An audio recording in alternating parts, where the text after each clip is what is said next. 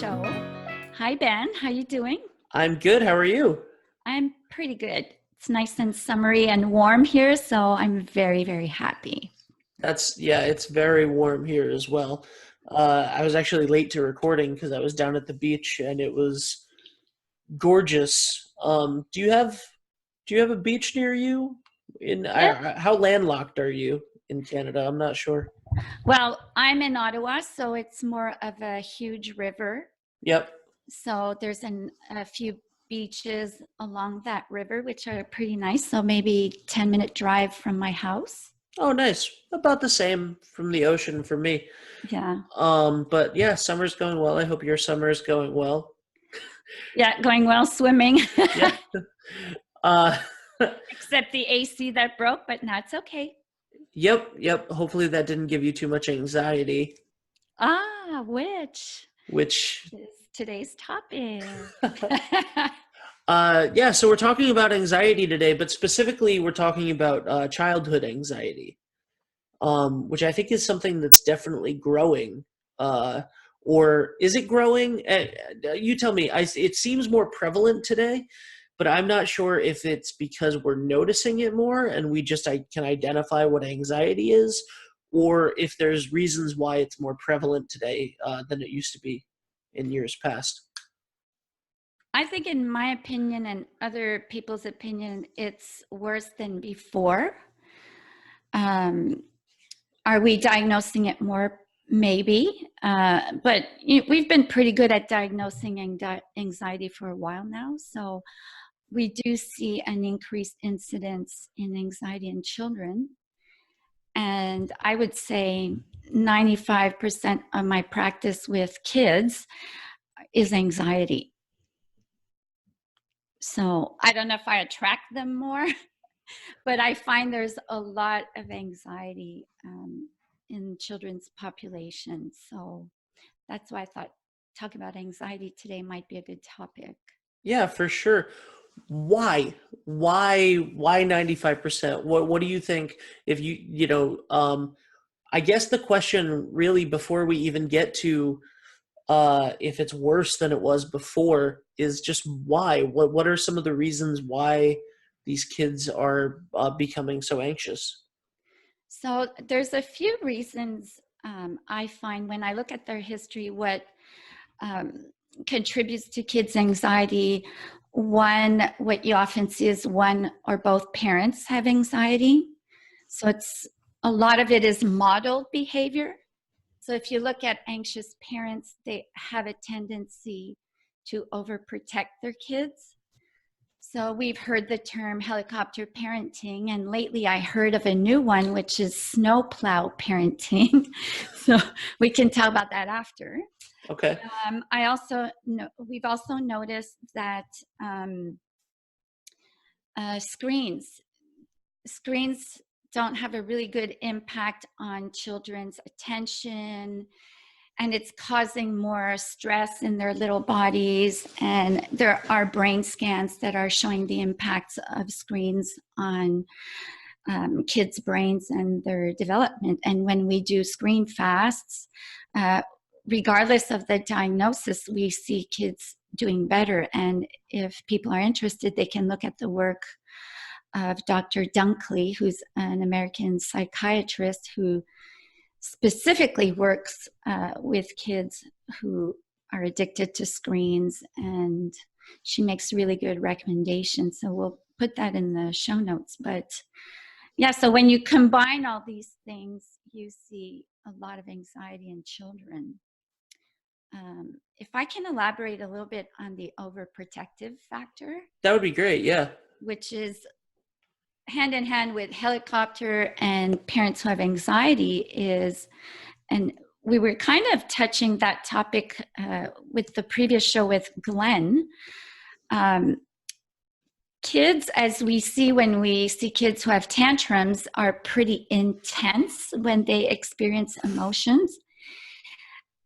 So parents who overprotect or have anxiety tend to try and rescue their kids too quickly when they experience difficult emotions, right? So kids don't learn how to manage their emotions, how to tolerate the distress, and learn the coping skills because parents come to the rescue right away.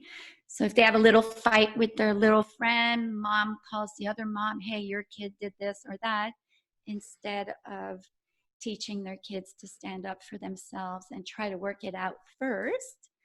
And then if parents have to step in, they should. But parents come to the rescue too quickly. So we see that too in kids who can't tolerate hearing no. So when we remove screens from kids, no, and then the kids freak out, whether they're tiny, elementary school or high school, they have a fit. Okay, here you go. So parents come too quickly to the rescue. So the kids think they don't know how to manage their emotions.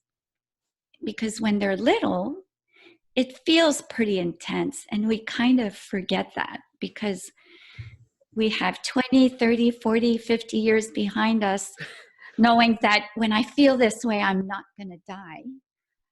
I will survive this. It will pass. But when we're a kid, we don't know it's going to pass. So it's pretty distressing. So instead of rescuing, we have to teach parents how to teach their kids to manage their emotions. So as far as the screen time thing goes, how was because I remember right now when I was in high school and I had got my like first personal computer at my home, and it was in my room. It was a computer in my room. I had instant messenger for the first time. It was the early days of the internet, and I was able to talk to like 8 of my friends at the same time.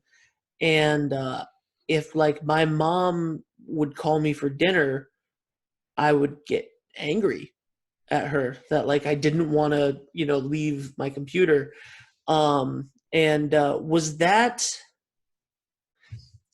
Is that similar to like kids not wanting to come in from outside? So that was my generations of like, the millennials who were like 13 in the year 2000. Like that was sort of our experience of like just getting hooked on the internet or like video games and stuff. What was it like? Like, was there an equivalent to that for you? Or I'm just wondering, like, as far as because when I was younger than that, I remember playing outside, playing basketball outside and getting upset, having to leave to go do a chore or something. Yeah, so So, that's more about transitions, right? okay. So we got to train kids. That's a really good question because we got to train them to deal with transitions. So let's say if we just look at playing, you're playing in the forest. We'll put video games aside. A kid's playing, they're really immersed in it because kids are very mindful. They're in the present moment. And suddenly, they're experiencing joy, and suddenly we're like, okay, come here and play. They haven't had time to prepare for that transition, so it's a drastic change for them. So giving them advance warning helps them, slowly transition from something super fun to maybe something that's not fun. Like even if they're hungry, while they're playing with their friends, they don't care to go eat because they're so focused on play. They're not focused on hunger and that they might be hungry later because they're present, right? Yeah. So that's separate from anxiety. It's Okay. a bit more about transitioning. But if we look at screen times, even adults, but we'll stick to kids, people lose track of time when they're on interactive screens. So there's the thing about interactive screens versus passive watching, like watching a movie. So it's the interactive screens that's causing problems more because, these games are designed to stimulate and get you hooked. And when they've done brain scans, from what I've read, is kids who are hooked on these games or screens have lesions in their brain similar to people who are addicted to cocaine and heroin, because they get these dopamine surges in their brain. We're not meant to have so much all the time, and we always need more and more and more to get the same burst of happy neurotransmitter, which is what the dopamine gives us. So then the kids get hooked, right? So when you're playing or you're being interactive on a screen, your executive functions are impacted. So you lose track of time. It's probably happened to you. I know it's happened to me. I don't spend hours on Facebook but when I do, I'm like, okay, I'll just spend 5 minutes, post what I need to post. If I get sidetracked, suddenly a half hour has gone by. Yeah. And it feels like 5 minutes. So we lose track of time, right? I'm completely addicted to my phone. I'm for sure addicted to my phone, and it bothers me. And because of that reason, I feel really, I try to never, as little as possible, put the phone in the hands of a 4-year-old. You know, there's, I have, like ABC Mouse on my phone for Braden, so that at least it's a learning game. There's a learning pathway, and everything's like a puzzle and stuff. But still, like, we're all very conscious of it because we're addicted to our phones, and and even in the limited time that he has one of our devices, he doesn't want to give it back at the end. Yeah, so even educational games on the phones Yeah. are not good for their little brains. Right. Because it's interactive. Yep. But we could do a whole show on that. And I'm sure we will, yeah. But the reason screens are also, if we look aside from the addictive side of it, the reason screens are not good for kids is it squashes creativity. So kids don't learn, if we think of anxiety, to tolerate boredom. And out of boredom, you birth creativity. They need to be bored to go, okay, enough of this, what can I do? And they generate ideas on what to do next. Whereas if you go to a screen right away, they don't need to think. So what happens, I'll see a lot of parents complaining, I have no time. I have to entertain my kid all the time, but I have to cook, I have to do the laundry. I have to do this, I have to do that. And it's even worse if you're a single parent, because you can't tell your partner, hey, watch the kids while I do this. So I tell parents, if you wouldn't put your kids in front of a screen, a TV, even a 2-year-old, when they're bored, they'll find something to do and entertain themselves. But they don't need to develop that ability if you put a screen in their hands right away. So they get really anxious. They feel boredom. They have no idea what to do.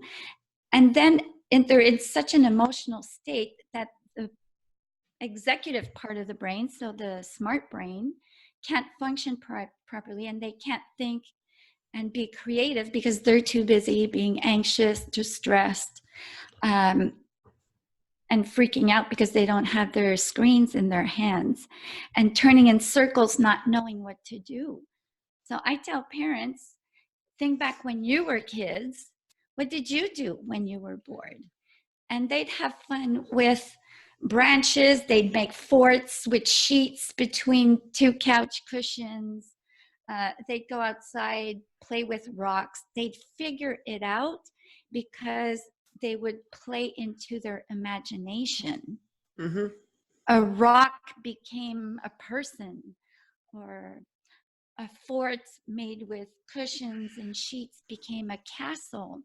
So when kids, that's the beauty of young children, is everything happens in their imagination, and we don't allow that to develop if we expose them too young to screens. Can you explain to me snowplow parents? Because I've been looking at this on my notes ever since you first said it, and I really want to know what it is. So So, what is a snowplow parent?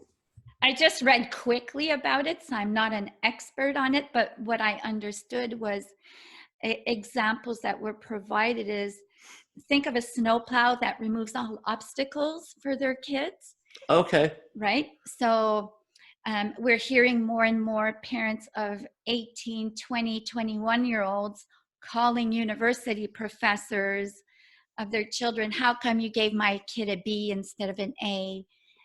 Parents of young adults calling young adults bosses. So removing obstacles for their growing kids when these young adults or late teenagers should do that on their own, Yeah. right? They need to learn how to speak to their professors and ask questions and accept you got a B and not an A, and there's a reason for it, right? And you need to experience the pain of getting a B if you wanted an A, because it's the pain that will push you to study better and make better choices. I also think that that there's some level of extra drama that like your parent being a snowplow parent, the way that you just described, Mm-hmm. gives would give you anxiety. Like, for example, if my mom was to call my boss at 18, I would be embarrassed, Yes. horrified, uh, feel bad about myself that I couldn't do it, even if I was relieved, that Yeah. I didn't have to do it myself. If I knew that that was what was happening, there would be some level of shame Yeah. that I feel that I would feel, and I think that she probably tried to. My mom would actually talk to ex-girlfriends like, "Oh, hey, how you doing?" And I would get anxiety about that. Yeah. And that's the, you know what I mean? That like trying to like, "Oh, what? I thought, she was so nice. I just wanted to still talk to her," or like talk to my bosses after I left that job. Like anything where your parent is overstepping in that way can Yeah. I think can really it would cause a lot of anxiety for me, Yeah, it for could sure. provoke anxiety, could provoke anger, resentment. Anytime a parent crosses those boundaries, right? Yeah. So there are some parents who will do the snow plowing, um, and they don't have their child's consent, obviously. But Right. there are those who they were helicopter parents and become snow plowers. So the kid grew up with that and Yeah. might not experience the shame like you would That's or yeah. anger, because they're like, "Mommy, go do this for me," or "Daddy, go fight my battle for me," because that's what they learned. That's the only kind of parenting they knew. And in that case, having to deal with anything would be anxiety inducing. So Exactly. both ways you look at it, if you're that way for your child, it's not a good outcome. Yeah, either way, it's not a good outcome, Yeah. because in one instance, it could be crossing boundaries you shouldn't cross. And in the other, you're enabling and feeding the anxiety and making it worse, Yeah. because the kid doesn't learn to fight their own battles, experience um, making mistakes, defeat, losing. We see it now. I don't know in the States how it is, but now I'm sure it's horrible. everyone gets a trophy, even the losers. Yeah, I had a conversation on Wednesday about that with a friend of mine who someone I was hosting a trivia night and somebody talked about participation trophies, and I thought those trophies, as someone who played football and got a trophy at the banquet at the end of the year, everybody on your team got a little trophy. I think I have one here somewhere. um it didn't mean anything to us. Yeah. Those trophies didn't the participation trophies for my generation, at least for me personally, there was no validation getting that participation trophy. We knew some years we lost, and we knew we lost, Yeah. and that we dealt with that. And other years we won, and the team got a big trophy. But the little plastic trophy that we got that just was like, thanks for doing the thing, or thanks for being here, never felt important at all. Like the like the rest of your teammates applauding when your name was called was nice in that moment. Yeah. But we all, in my circle at least, thought that those trophies were meaningless. Yeah. Well, they lost their value, right? Yeah. There was no value to them. Yeah. So there was no value put on them from us that we got a trophy for that. But I find it's an extension. We've seen it in the schools, and research is showing um, punishment and reward are useless in changing behavior, in the sense it works in the short term, but not in the long term. So giving trophies or giving rewards for everything teaches extrinsic motivations to change. Oh, what do I get if I do this? And Right. make your bed, I'll give you $2. Then they don't learn to make their beds just because you're home. You need to make your bed, and we help each other in this house. I clean the house, you make the bed. Daddy does this or mommy does that. I don't need to pay you to make the bed. Look how nice your room feels when everything's in order, which then develops intrinsic motivation to change their behaviors, right? Yeah. So, All right, so we've talked a lot about, helicopter parents, snowplow parents, screen time, all of these reasons that are affecting why kids might be more anxious today than they have been in years past. And I'm sure that there's a lot of other reasons that we could go into, as far as just everything. The world itself is a more anxious place now. oh And yeah. and I think that a lot of the reasons that you've said about kids have a lot of reasons for today. I think that a lot of my anxiety is because I'm addicted to this phone, um, and I think that that's true. Absolutely. Um, Solutions. Okay. Give me some solutions, Gina. So, yeah. So let's put aside the screens because that's such a big topic. Yeah. One solution to coping with anxiety um, is no different than coping with fear of dogs, for example, is exposure. So learning to let your kids experience sadness, frustration, defeat, um, disappointment, and walk them through the emotions so they can experience that there's a distress. They can develop tolerance to that distress, process it, and it passes. And it's the fact that it passes that it allows them to go, oh, I did it, and experience success. That even if it was a difficult moment, you went through it and you're okay, you're safe. And then that feeds their self-esteem, their confidence. I can do this.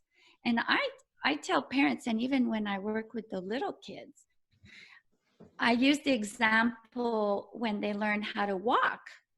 They were crawling first, and when they started to walk, they'd fall, bang their heads, fall on their little butts.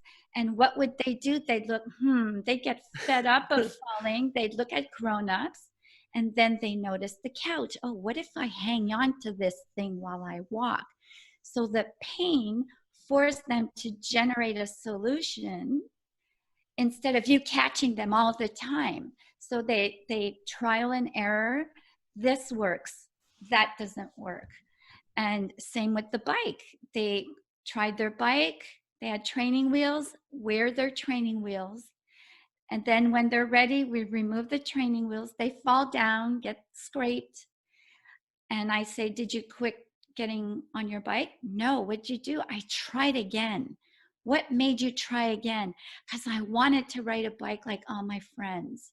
So I get them beyond the pain of falling and looking further ahead and looking, it's the carrot at the end that made you get back on your bike. You didn't focus on the pain. You focus on what getting on your bike would give you, which more time with your friends, more independence from your parents. So I tell them with the emotions, it's the same thing. It'll hurt because no one argues with feeling happy or joy. It'll hurt. They'll experience it. It'll pass, and they'll be better for it.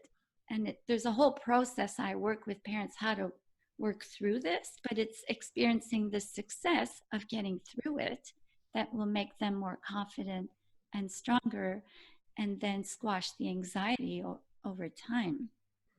So it's about teaching them to experience life and being their safety net if they fall, to catch them, to teach them, but not to do it for them, not rescue them. Obviously, if it's life-threatening, I'm not talking about that.